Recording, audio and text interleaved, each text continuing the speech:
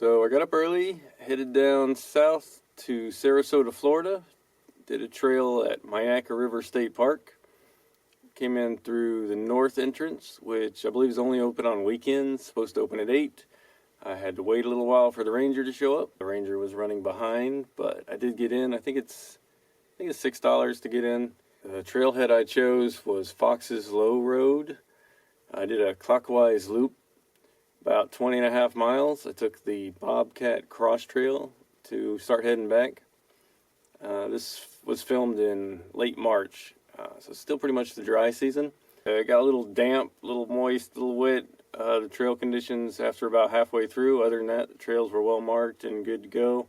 I don't usually try to hike 20 miles in a day. That's a bit far for me. I usually like to do maybe 10 miles and do it slow, where here I had to push myself a little more, but I was kind of training for a hike that was coming up in Tennessee. I'm going on vacation and wanted to do this huge hike where they race the Barkley Marathon.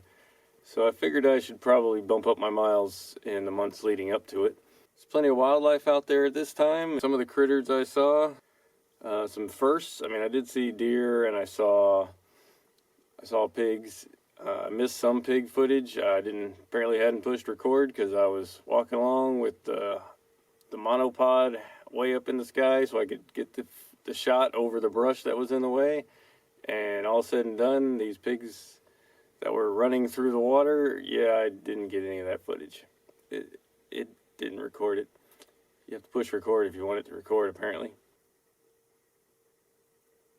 Probably the neatest thing I saw this day was Cara.